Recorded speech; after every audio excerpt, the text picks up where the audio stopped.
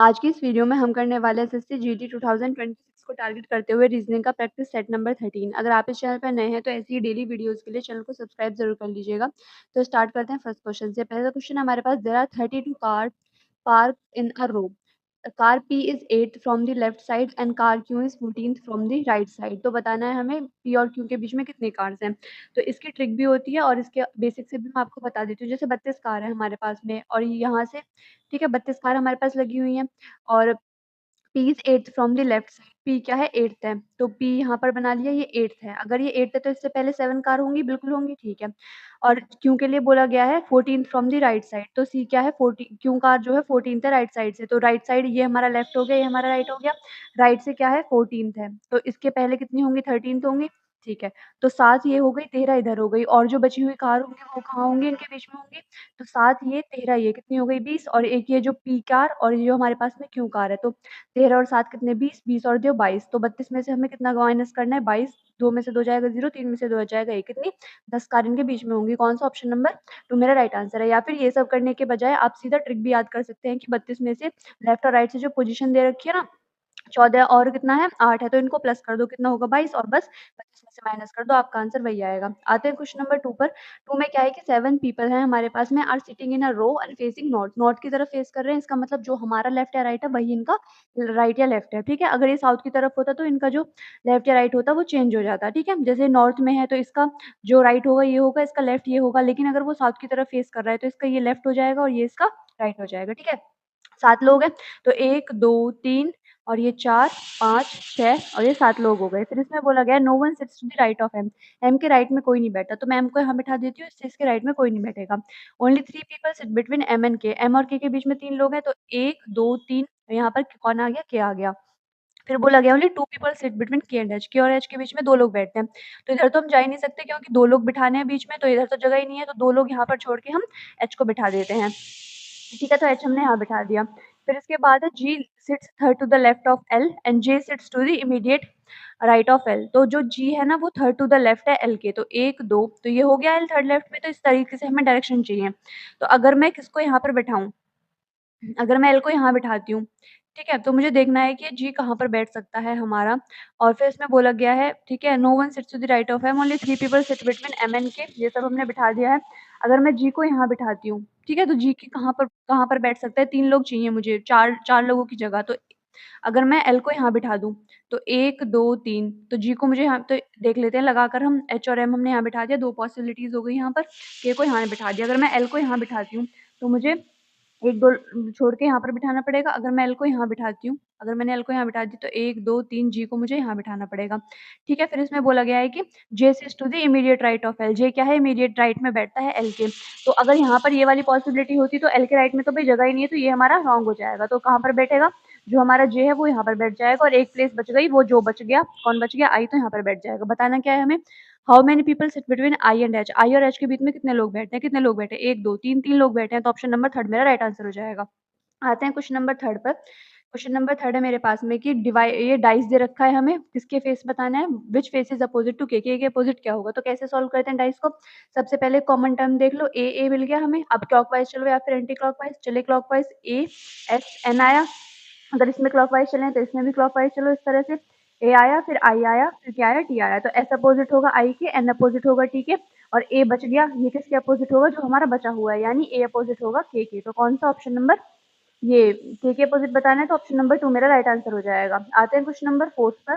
तो question number 4 है मेरे पास में। 4 में है कि पी डी जेड एम को इस तरह से लिखा जाता है, और जो के आर आई वाई है उसको इस तरह से लिखा जाता है।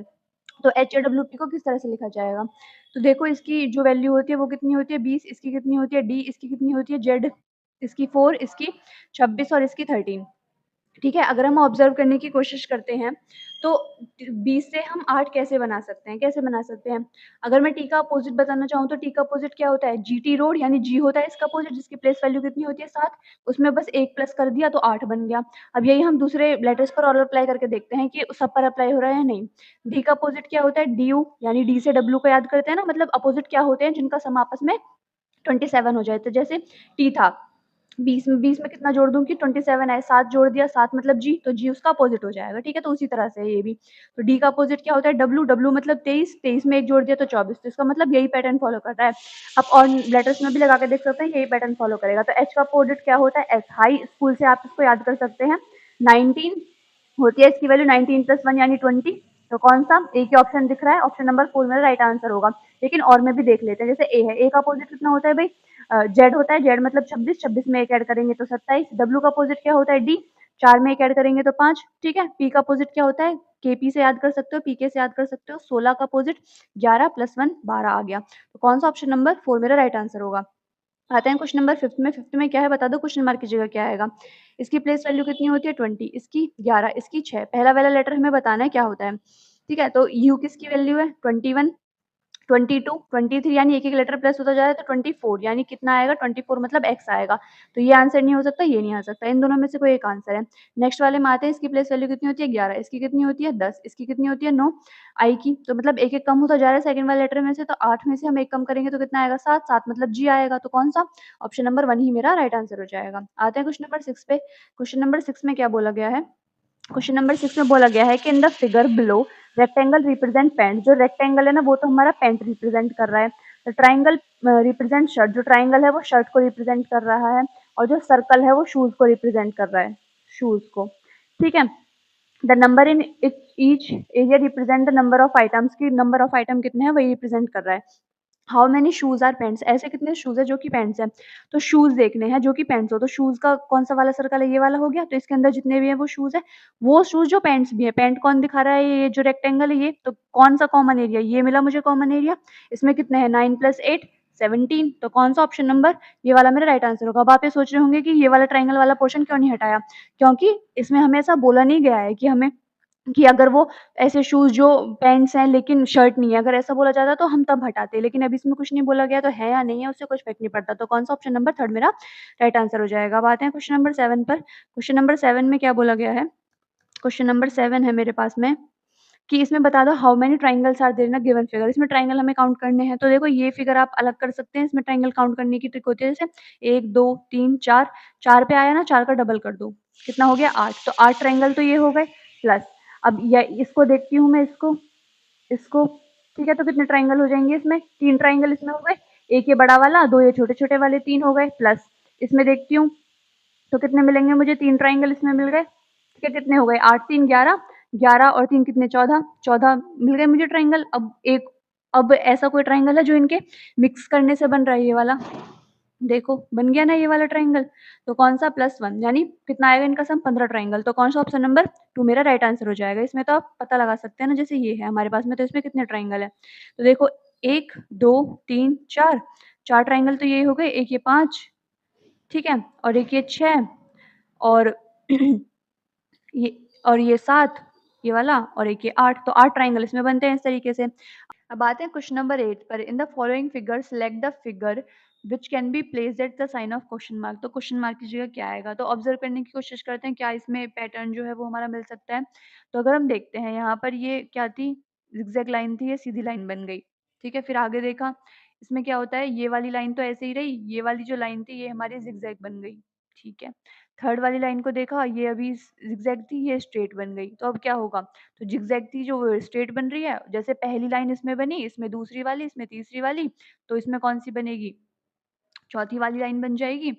तो कौन-सी मतलब ये तो लाइन थी पहले से, जो है वो तो रह गई, जैसे यहाँ पर ये ज़िगज़ैग थी, तो ये लाइन बन गई, फिर ये वापस ज़िगज़ैग में चेंज नहीं हुई, ये पहली वाली लाइन तो यही रही, ये सेकंड वाली लाइन ज़िगज़ैग में चेंज हो गई, तो अब क्या हुआ होगा? इस टाइप से ये ज़िगज़ैग रही होगी और ये वाली जो लाइन है ना हमारी कौन-सी 4th वाली चेंज होगी ना, तो ये लाइन तीसरी वाली तो ऐसे ही रहेगी, ये जो 4th वाली है ना हमारी ये स्ट्रेट में चेंज हो जाएगी और नीचे वाली तो स्ट्रेट है ही। तो कौन-सा ऑप्शन नंबर ये जो सेकंड वाला है मेरा राइट आंसर हो जाएगा। क्वेश्चन नंबर 9 में क्या बोला गया है कि find the element that replace the question mark. तो क्वेश्चन मार्क को कौन रिप्लेस करेगा? नंबर्स काफ़ी बड़े-बड़े हैं। 720 किसके करीब होता है? 729 के। तो 729 से 720 कैसे बना होगा कि उसमें से हमने 9 माइनस कर दिया। 991 1000 के करीब यानी 10 का क्यूब 9 माइनस होगा। ये 1331 में 11 का क्यूब 10 माइनस हो 9 माइनस हो गया। ये कितना होता है? 1728 14 का क्यूब 9 माइनस हो गया। तो फिर कित कब कौन-सा आएगा? ये तो 12 का क्यूब हो 9 का क्यूब 10 का क्यूब 11 का क्यूब 12 का क्यूब अब कौन आएगा? 13 का क्यूब मतलब 2197 उसमें से 9 माइनस कर दूँगी 17 में से 9 जाएगा 8 तो कितना आया 2188 कौन-सा ऑप्शन नंबर 4 आते हैं क्वेश्चन नंबर 10 पर। क्वेश्चन नंबर 10 है हमारे पास में। क्वेश्चन नंबर 10 क्वेश्चन नंबर 10 में बोला गया है कि कोडल रिलेशन का क्वेश्चन है। तो सबसे पहले क्या बनाते हैं फैमिली ट्री बनाते हैं। सी माइनस डी का मतलब क्या है? A is the daughter of B. A is the daughter of B मतलब सी डॉटर है किसकी? डी की। डी डिवाइड बी का मतलब क्या है? A is the brother of B यानी डी जो है वो ब्रदर है किसका ब्रदर है? ई का। ठीक है। ई मल्टीप्लाई एफ का मतलब क्या है कि A is the son of B यानी जो ई है वो सन है किसका सन है? एफ का। फिर एफ प्लस जी का मतलब क्या है? A is the mother of B यानी जो एफ है वो मदर है किसकी मदर है? जी की। जो जी का जेंडर नहीं पता चला ये भी इनका भाई या बहन होगा कोई। फिर बोला गया है कि एफ कैसे रिलेटेड करता है सी से। एफ कैसे रिलेट करता है सी से तो कैसे रिलेट करेगा? ये जो इनके सी के जो फादर हैं उनकी ये मदर हैं तो फादर्स मदर तो कौन सा ऑप्शन नंबर 2 मेरा राइट आंसर हो जाएगा। आते हैं क्वेश्चन नंबर 11 पर। 11 में क्या है? सिलोगिज्म का क्वेश्चन है। स्टेटमेंट पढ़ते हैं ऑल एंकलेट्स आर सॉक्स जितने भी एंकलेट्स हैं ना वो क्या है? सॉक्स है। फिर बोला गया है ऑल सॉक्स आर फ्लैट जितने भी सॉक्स हैं वो सब के सब क्या हैं? फ्लैट्स के अंडर आ गई। फिर बोला गया है सम फ्लैट्स आर ट्राउज़र कुछ ऐसे फ्लैट्स हैं जो कि ट्राउज़र के अंडर आ रहे हैं। कन्क्लूज़न पढ़ते हैं ऑल एंकल्स आर फ्लैट्स जितने भी एंकलेट्स हैं वो फ्लैट है। हाँ, जितने भी एंकलेट्स हैं वो फ्लैट के अंदर ही तो आ गए हैं तो ये कन्क्लूज़न फॉलो करेगा। दूसरा देखते हैं सम ट्राउज़र्स आर एंकलेट्स कुछ ऐसे ट्राउज़र हैं जो एंकलेट है। भई कुछ ट्राउज़र जो हैं वो हमारे फ्लैट्स तो हैं, लेकिन ये वाला जो एरिया है, ये वाला एरिया ये इसके अंदर आ रहा है या नहीं आ रहा है ये हमें पता है? नहीं पता। तो ये वाला कन्क्लूज़न हमारा गलत हो जाएगा। तो कौन-सा आंसर होगा? ओनली कन्क्लूज़न फर्स्ट फॉलोज़ तो कौन-सा ऑप्शन नंबर 1 मेरा राइट आंसर हो जाएगा। आते हैं क्वेश्चन नंबर 12 पे। 12 में क्या बोला गया है? क्वेश्चन नंबर 12 है मेरे पास में, क्वेश्चन मार्क की जगह क्या आएगा वो बता दो। सबसे पहले इनका डिफरेंस देखते हैं कितना आया, 1 का डिफरेंस, 2 का डिफरेंस, यहाँ पर कितने का? यहाँ पर देखा तो 4 का डिफरेंस, यहाँ पर देखा तो कितने का डिफरेंस भी 25 में से 17 घटा दो, कितना आया मेरे पास में? ये आएगा 15 में से 7 जाएगा 8 और ये 8 का डिफरेंस आया तो अब कितने का आएगा? 2 1 दूनी 2, 2 दूनी 4, 4 दूनी 8 यानी 8 दूनी 16 तो अब 16 का डिफरेंस आएगा 25 प्लस 16 कितने होंगे? 6 5 11 1 2 3 और 1 ये 4 यानी 41 कौन-सा ऑप्शन नंबर 4 मेरा राइट आंसर हो जाएगा। आते हैं क्वेश्चन नंबर 13 पर। 13 में क्या बोला गया है? क्वेश्चन नंबर 13 है कि इसमें बता दो ऑड वन आउट सिलेक्ट करना है कौन-सा अलग है? तो ये तो होता है 6 का स्क्वायर, ये कितना होता है 7 का स्क्वायर। इसको देखते हैं, क्या ये किसी का स्क्वायर है? नहीं है। फिर भी आगे वाले ऑप्शन देख लेते हैं। 5 का स्क्वायर 4 का स्क्वायर, 9 का स्क्वायर, 10 का स्क्वायर, तो 20 तो किसी का स्क्वायर है ही नहीं, तो यही अलग दिख रहा है। तो ऑप्शन नंबर जो 2 होगा वो मेरा राइट आंसर हो जाएगा। अब आते हैं क्वेश्चन नंबर 14 में, इसमें बताना है कि क्वेश्चन मार्क की जगह क्या आएगा। सबसे पहले क्या करेंगे, इनका डिफरेंस निकालेंगे। 6 में से 5 जाएगा 1, 8 में से 6 जाएगा 2। यहाँ पर देखते हैं 14 में से 6 जाएगा 8 और 10 में से 8 जाएगा 2। यहाँ पर देखते हैं तो कितने का 9 में से 4 जाएगा 5 और 4 में से 1 जाएगा 3 यानी कितना प्लस हो रहा है? 7 ते 21, 7 चौक 28, 7 पंजे 35 ऐसा कुछ पैटर्न दिख रहा है। यहाँ पर भी देखते हैं कितना आएगा देखो 191 में से 149 माइनस करो, 11 में से 9 जाएगा 2 और यहाँ पर कितना आएगा कितना 8 में से 4 जाएगा 4 यानी 42 तो यानी कितना हो गया मेरे पास में? ये 42 आया। 7 तिया 21, 7 चौक 28, 7 पंजे 35, 7 छीं 42 तो अब कितना आएगा? 7 सत्ते 49 ऐड होगा तो 191 में कर दो 49 ऐड। 9 1 10 1, 9 4 13 और 1 ये 14 1, 240 कौन-सा ऑप्शन नंबर 1 मेरा राइट आंसर हो जाएगा। आते हैं नेक्स्ट क्वेश्चन पर, क्वेश्चन नंबर 15। तो क्वेश्चन नंबर 15 क्या है मेरे पास में? तो इसमें है कि अगर डिवाइड आर इंटरचेंज्ड तो इसमें इंटरचेंज कर दिया जाता है तो minus and divide are interchange तो माइनस को डिवाइड से इंटरचेंज कर दो और जो हमारे पास में मल्टीप्लाई है उसको प्लस से चेंज कर दो तो क्या आएगा आंसर? तो 8 मल्टीप्लाई 63 डिवाइड 7 और प्लस 7 माइनस 9 तो ये सॉल्व करेंगे कितना आएगा? देखो 8 इंटू 63 डिवाइडेड बाय 7 प्लस 9 में से 7 जाएगा कितना बचेगा? माइनस के 2 बचेगा 7 9 63 8 9 कितने होते हैं? 72 माइनस 2 यानी 70 कौन-सा ऑप्शन नंबर 3 मेरा राइट आंसर हो जाएगा। आते हैं क्वेश्चन नंबर 16 पर। तो क्वेश्चन नंबर 16 क्या बोलता है कि एनालॉजी का क्वेश्चन है, बता दो अगर क्लॉक टाइम से रिलेट करता है जिस तरीके से उसी से थर्मामीटर जो है वो किससे रिलेट करेगा? क्लॉक क्या बताता है? टाइम बताता है। थर्मामीटर क्या बताता है? टेम्परेचर, टेम्परेचर मापता है ना तो कौन-सा ऑप्शन नंबर 3 मेरा राइट आंसर हो जाएगा। आते हैं क्वेश्चन नंबर 17 पर। तो क्वेश्चन नंबर 17 क्या है मेरे पास में? बता दो ऑड वन आउट इसमें भी सिलेक्ट करना है। तो ट्राई करते हैं देखो। A1 D4 G7 ठीक है, B2 E5 H8 ठीक है, C3 F6 I9 ठीक है, D4 G8 ये क्या हो गया भाई, G की कितना होता है प्लेस वैल्यू 7 और यहाँ पर कितना लिखा है 8। सब में तो उनकी प्लेस वैल्यू लिखी हुई थी, लेकिन यहाँ पर क्या है 11 11, यहाँ तो 13 लिखा हुआ है, तो यही अलग दिख रहा है, तो कौन सा ऑप्शन नंबर 4 मेरा राइट आंसर हो जाएगा। आते हैं क्वेश्चन नंबर 18 पर। तो क्वेश्चन नंबर 18 में क्या बोला गया है, क्वेश्चन नंबर 18 है मेरे पास में कि इसमें क्वेश्चन मार्क की जगह क्या आएगा वो मुझे बताना है।